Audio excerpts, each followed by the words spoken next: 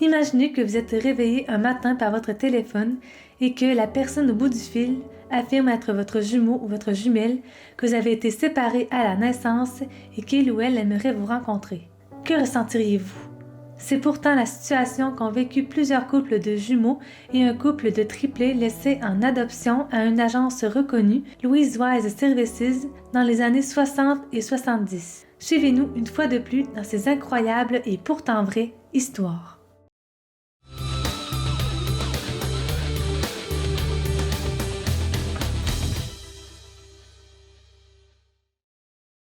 Bonjour tout le monde et bienvenue dans la partie 2 de l'étude secrète menée sur les jumeaux. Si vous n'avez pas vu la première partie de la vidéo, on vous suggère de la regarder pour connaître un peu plus les protagonistes à l'origine de l'étude, la docteure Viola Bernard et le docteur Neubauer. En résumé, la docteure Viola Bernard affirme avoir lu dans des livres traitant de la psychologie de l'enfant qu'il était bon pour les jumeaux d'être séparés. Le docteur Neubauer aurait ensuite suggéré que tant qu'elle est séparée, pourquoi ne pas aussi les étudier et savoir ce qui est inné, ce qui est génétique et ce qui est acquis par l'environnement.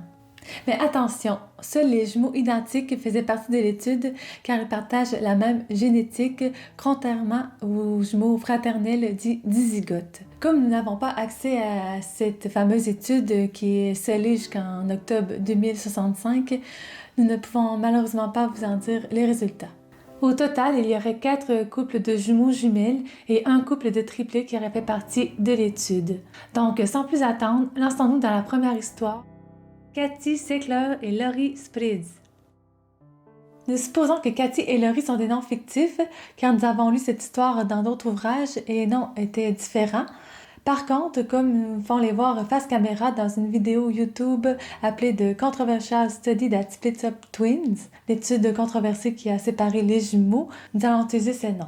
Cathy et Laurie sont nées le 13 septembre 1960 et ont été séparées par l'agence Louise Wise Services alors qu'elles avaient seulement 6 mois. Elles ont été les premières à faire partie de l'étude et aussi les premières à se retrouver à l'âge de 17 ans. Cette histoire est fascinante car les jumelles ont failli se rencontrer à plusieurs reprises.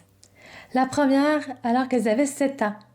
Laurie accompagne sa mère adoptive à un dîner chez une collègue de travail qui vient d'emménager à New Jersey. Des amis de cette collègue sont aussi présents et les 2 enfants de ce couple sont amis avec Cathy car ils sont voisins. Pendant tout le dîner, les enfants dévisageront Laurie car elle ne les reconnaît pas et prétend s'appeler Laurie et non Cathy. La mère des enfants trouvera ça aussi bien étrange et c'est elle qui découvrira la vérité en téléphonant à l'agence d'adoption. Les 2 familles vont alors découvrir que oui, leurs filles sont bel et bien jumelles, mais qu'elles ont été séparées dans le but d'être étudiées. Les 2 familles vont alors retirer leur enfant de l'étude et voudront que les filles se retrouvent. L'agence d'adoption va alors les convaincre de ne rien dévoiler aux fillettes au sujet de leur gémellité, étant donné leur âge, pour ne pas les perturber. Les parents vont malheureusement suivre ce conseil et veilleront à ce que leurs filles, toutes 2 passionnées de danse, ne se rencontrent pas accidentellement lors de concours. Quelques années plus tard, c'est un ami de l'école de Cathy qui affirme avoir croisé sa jumelle lors d'une soirée de famille chez son grand-père. Cela fait alors 2 fois que Cathy se fait dire qu'elle a une jumelle. Mais ses parents lui affirment qu'elle n'en a pas, alors les choses restent ainsi jusqu'à quelques jours avant leur 17e anniversaire. Ce jour-là, Cathy se rend chez une copine pour pratiquer une danse et une autre adolescente s'y trouve. Celle-ci est la meilleure amie de Laurie. En voyant Cathy, celle-ci n'en revient pas. Elle questionne alors Cathy sur sa date d'anniversaire et pour savoir si elle aussi a été adoptée. Elle demande à Cathy d'entrer en contact avec Laurie car elle croit fortement qu'elles sont jumelles. Cathy décide donc d'appeler cette mystérieuse inconnue qui lui répond avec sa voix à elle. Les 2 conviennent de se rencontrer le lendemain avec leurs amis. La rencontre a lieu quelques jours avant leur 17e anniversaire, soit le 6 septembre 1977, et dès qu'elles se voient, les 2 jumelles se reconnaissent immédiatement. Seule leur coiffure les différencie, Cathy portant les cheveux plus courts. En rentrant chez elle, elle raconte tout à ses parents. C'est à ce moment que ceux-ci vont lui avouer la vérité, qu'ils étaient au courant qu'elle avait une jumelle depuis 10 ans. Cathy est bouleversée. Sa vie a complètement changé ce jour-là. Quelle expérience ça a dû être pour ces deux jeunes adolescentes de découvrir une personne exactement comme elle et de constater qu'on leur a caché ce secret pendant si longtemps. Cathy affirme qu'il a été très difficile de créer un lien fort entre elles parce qu'elles ont été séparées pendant si longtemps. De plus, l'une d'elles s'est rendue plus loin dans le domaine de la danse que l'autre et toutes deux se demandent comment cela se serait passé si elles avaient grandi ensemble. Laurie s'est dirigée par la suite vers l'immigration, alors que Cathy s'est dirigée vers la fitness. Robert Chaffran, Édouard Galland et David Kellman. Cette histoire est la plus connue et a fait couler beaucoup d'encre à l'époque, car cette fois, ce ne sont pas deux jumeaux jumelles qui se sont retrouvés, mais bien trois, des triplés. En 1980, alors qu'il a 19 ans, Robert fait son entrée à l'université de Sullivan County dans l'État de New York aux États-Unis. Dès son arrivée, les gens accourent vers lui tapent dans le dos en l'appelant Eddie, les filles l'embrassent, etc. Robert n'y comprend rien. Il leur répond donc qu'il ne s'appelle pas Eddie, mais bien Robert, mais les gens ont du mal à le croire et pensent qu'il plaisante. On lui dit que ce n'est pas possible car il a le même physique, la même voix, la même date d'anniversaire, le 12 juillet 1961, que ce fameux Eddie et que celui-ci a lui aussi été adopté. Devant tant de similarités, Robert va demander à savoir un peu plus sur ce Eddie. Il va donc contacter Eddie et lui dira « Je crois que tu es mon jumeau ». Eddie, lui, n'est pas aussi surpris car il a aussi entendu dire qu'un autre étudiant lui ressemblait comme deux gouttes d'eau. Ils se rencontrent donc à New Hyde Park et commencent à échanger sur leur vie respective et leur ressemblance. Ils adorent tous les deux la lutte, fument les mêmes cigarettes et sortent avec des femmes plus âgées. Ils ont éprouvé les mêmes difficultés à l'école et consulté un psychiatre qui a attribué leurs difficultés au fait qu'ils aient été adoptés. Leur histoire est si incroyable qu'elle va rapidement sortir dans les journaux. Et c'est ainsi qu'un bon matin, David Kellman va regarder le journal et va tomber sur la photo de ses deux frères. Il va alors contacter Eddie et lui dire « Tu ne dois pas me croire, mais je crois que je suis le troisième frère ». David a lui aussi eu des problèmes à l'école et a été suivi par un thérapeute. Étant petit, David disait à ses parents adoptifs qu'il avait un frère. Ses parents plaisantaient même avec son fameux frère imaginaire. En faisant leurs recherches, les parents et les triplés finirent par apprendre que ceux-ci avaient fait l'objet de l'étude sur les jumeaux du Dr Bernard et du Dr Neubauer. Ceux-ci se justifieront en évoquant la difficulté à élever 3 enfants en même temps, mais il est clair que les garçons avaient été envoyés dans 3 familles de classes sociales différentes afin de voir comment ils se développeraient.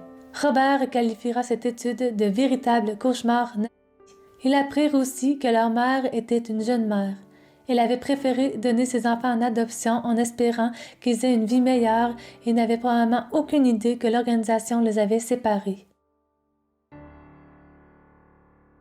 Les triplés deviennent donc des célébrités à Manhattan et apparaîtront même dans le film avec Madonna, Desperately Seeking Susan ou Recherche Suzanne désespérément en français.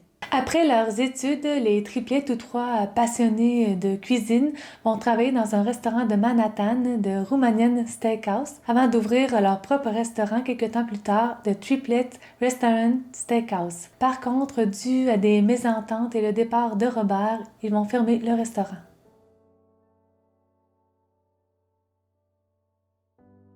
Malheureusement, en 1995, Eddie mettra fin à ses jours. Il avait beaucoup de mal à supporter la nouvelle de l'étude et la séparation de presque 20 ans d'avec ses frères. Il considérait ce temps comme du temps volé. Contrairement à ses frères, Eddie n'était pas proche de son père adoptif. Et quand il a retrouvé ses jumeaux, il s'est beaucoup rapproché du père adoptif de David, qu'il considérait comme son père de cœur. Malheureusement, quand celui-ci est décédé, Eddie l'a très mal vécu et c'est probablement un mélange de tout ça qui l'a poussé à commettre son geste. Il avait une femme et une petite fille. Robert Chaffran, de son côté, deviendra avocat et David se dirigera vers les assurances. En 2018, un documentaire sur les triplés sera tourné qui s'appelle Three Identical Strangers. Le titre en français est Trois identiques inconnus. Après la sortie du film, le Jewish Board, une organisation spécialisée dans la santé mentale, qui a été incorporée au centre d'études du Dr Neubauer, a accepté de transmettre aux deux frères survivants 100 000 pages de notes d'évaluation prises pendant leur enfance. Mais ces documents n'incluaient aucune explication sur les travaux du Dr Neubauer ni sur les conclusions de ses chercheurs. Douglas Wrench et Howard Burach. Doug et Howard naissent le 12 mars 1963 à New York et seront confiés en adoption à Louis Wise Services. Ils seront confiés dans deux familles assez similaires, leur père occupant pratiquement le même emploi, leur mère étant femme au foyer, et ils ont aussi une sœur plus vieille qu'eux de 3 ans. La mère de Douglas affirmera qu'en grandissant, Douglas avait parfois des comportements étranges. Il jouait avec sa sœur et tout d'un coup, il s'arrêtait, hurlait qu'il ne voulait plus jouer et envoyait vaser ses jouets. Malgré les efforts et l'amour de ses parents adoptifs, il y avait une tristesse en lui qu'il ne pouvait pas expliquer. En 1998, alors qu'ils ont 35 ans, Douglas et Howard contactent Louis Wise Services à peu près à la même période afin d'obtenir des informations sur leur origine. Douglas, en recevant le formulaire, avait peut-être changé d'avis ou l'avait oublié, bref, il ne l'a pas rempli ni retourné. Son frère, par contre, est allé jusqu'au bout et c'est ainsi qu'on lui a appris qu'il avait un frère jumeau, mais on a refusé de lui donner plus d'informations. Pendant 2 ans, Howard vivra avec cette information et passera à son frère tous les jours en espérant que celui-ci se manifeste. Un jour, par une chance incroyable, une dame de Louis Wise Services qui est atteinte d'un cancer et qui sait que l'organisation est sur le point de fermer, va contacter Howard et va lui dire qu'elle est prête à l'aider dans sa démarche de retrouver son frère jumeau. Elle va contacter Douglas pour lui et quand il apprendra la nouvelle, Douglas est au volant de sa voiture et passera près de terminer sa route dans un fossé. Les jumeaux commencent alors leur échange au téléphone et réalisent que leurs vies se ressemblent énormément. Ils ont eu le même parcours étudiant, ont rencontré leur épouse la même année, se sont mariés à la même âge et ont eu un enfant la même année également. Ils ont tous deux une passion pour le hockey et leur enfant qui y joue porte tous deux le numéro 2 sur leur chandail. Leurs femmes se ressemblent étrangement et plaisantent en affirmant que ni Douglas ni Howard n'utilisent de condiments. Pas de ketchup, pas de moutarde, ni de vinaigrette à salade. Trop bizarre. Grâce à l'aide du docteur Lawrence Perlman, qui les a évalués enfants et qui a gardé une copie de ces documents, Douglas et Howard ont pu prouver qu'ils avaient fait partie de l'étude. En 2013, grâce aussi à leurs avocats, ils vont réussir à avoir quelques informations sur le début de leur vie. Ils vont apprendre qu'après leur naissance, ils ont passé de l'hôpital à une première famille d'accueil, puis à une seconde famille d'accueil pour revenir à la première famille d'accueil, tout ça dans les 6 premiers mois de leur vie. Ensuite, Doug se fera adopter le 18 septembre 1963, suivi de 6 jours plus tard par son frère le 24 septembre 1963. Dans ces premiers 6 mois de vie, leurs jumeaux étaient donc la seule stabilité qu'ils avaient entre l'hôpital et les familles d'accueil. C'est écrit noir sur blanc que Howard initiait le contact avec son frère qui lui répondait. Cela prouve donc qu'il avait bien le twinning reaction entre eux et on les a quand même séparés. Dans les notes qui suivent leur adoption, il est inscrit que les 2 jumeaux présentaient une diminution de dextérité motrice, qu'ils avaient un grand sentiment de tristesse, voire de solitude, et qu'ils avaient souvent des accès de colère où ils se frappaient la tête ou frappaient le sol. Pauvres enfants.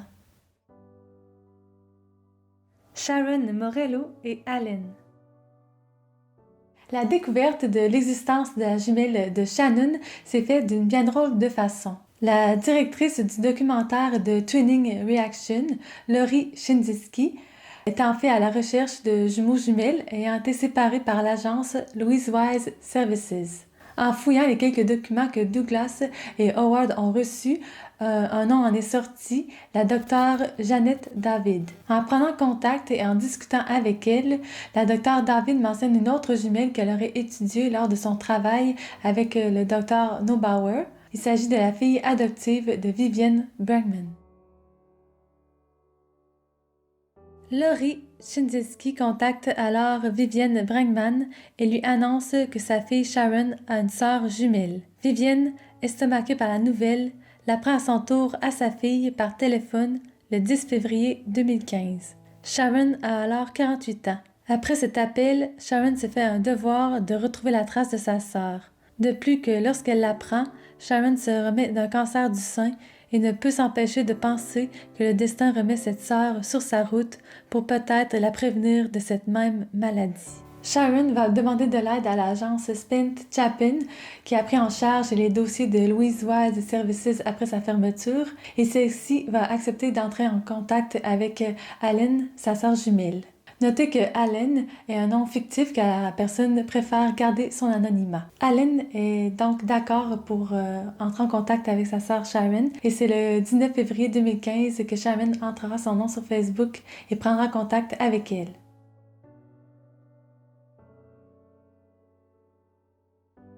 Elles vont se rencontrer avec leurs maris respectifs et aussi comparer leur vie. Chacune d'elles est mariée et a 2 enfants, 2 garçons pour Sharon et un garçon et une fille pour Allen. Elles ont toutes deux choisi le nom de Joshua parce qu'elles aiment bien ce nom. Mais les choses qui semblaient si bien parties vont se détériorer lorsque les 2 jumelles vont se mettre en tête de trouver leur mère biologique. Sharon va découvrir qu'Allen a enquêté sans elle et a même visité leur mère biologique 2 mois avant elle. Cela va malheureusement briser le lien fragile qui commençait à naître entre elles. Faisant partie de l'étude sur les jumeaux jumelles, elles ont été séparées et envoyées dans 2 familles ayant un statut social différent. Et comme Sharon a été élevée dans une famille ayant plus d'argent que Allen, Sharon sent chez sa sœur un brin de jalousie. Cela mettra fin à cette relation qui commençait à peine. On ne peut s'empêcher de se demander si elles avaient été élevées ensemble, est-ce que les choses auraient été différentes aujourd'hui? Mélanie Merzel et Hélène Carboni. Mélanie et Hélène sont des jumelles identiques. Elles naissent le 25 mai 1966 et sont adoptées 3 mois plus tard. Étant enfants, les fillettes étaient fascinées par les jumeaux et jumelles. Elles aimaient s'imaginer avec une jumelle et supposaient que tout le monde avait le même désir. Hélène disait même qu'elle avait une jumelle imaginaire. Un jour, une tante d'Hélène, qui se nomme Arlène, va manger dans un restaurant. Ce restaurant se trouve à être le restaurant des parents de Mélanie et la jeune fille, âgée de 23 ans, y travaille ce jour-là. Arlène salue Mélanie qu'elle croit être sa nièce, mais comme celle-ci ne la reconnaît pas, Arlène trouve cela bien étrange. Avant de quitter le restaurant, Arlène se permet une question à Mélanie et lui demande si elle a été adoptée. Mélanie lui affirme que non, car elle ne désire pas partager sa vie avec une inconnue. Par contre, cet événement la trouble tellement qu'en entrant à la maison, elle demande à sa mère s'il a une possibilité qu'elle ait une jumelle.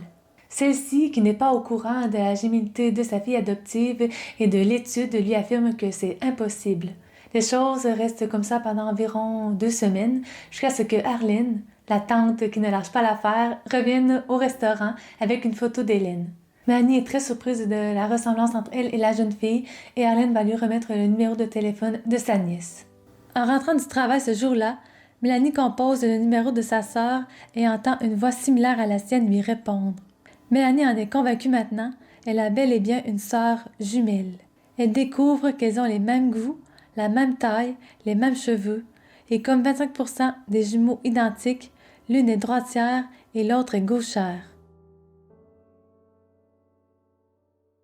Les jeunes femmes sont toutes les 2 très heureuses, un rêve se réalise. Elles vont se rencontrer pour la première fois avec leurs compagnons respectifs de l'époque dans l'appartement d'Hélène. Quand les familles vont contacter Louise Wise Services pour connaître la raison de la séparation, on va simplement leur avouer que oui, elles sont bel et bien jumelles, mais on va taire l'étude. Elles vont apprendre qu'elles ont fait partie de l'étude que des années plus tard, après la sortie du documentaire des triplés Three Identical Strangers. Elles se rappellent toutes 2 avoir été testées plusieurs fois dans leur enfance. Mélanie ne s'est jamais mariée et a eu un fils qui s'appelle Devon. Hélène, quant à elle, s'est mariée et a eu 3 enfants, Fiona, Ivy et Bella.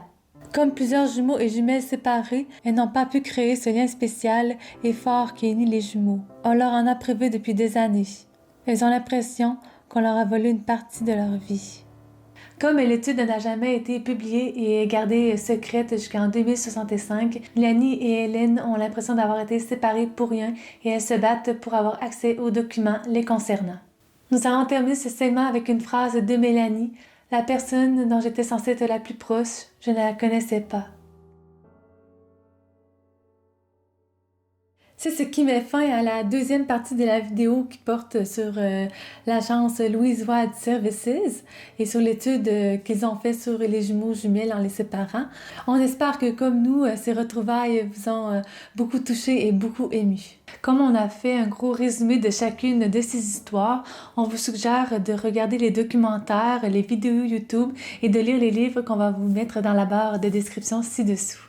Comme d'habitude, n'oubliez pas le pouce bleu et de vous abonner à la chaîne si vous aimez nos vidéos. Et on se voit dans la troisième et dernière partie portant sur des retrouvailles de jumeaux jumelles qui ont été séparés par l'agence Louise Wade Services, mais qui, eux, n'ont pas fait partie de l'étude. On se voit dans la prochaine vidéo! Bye!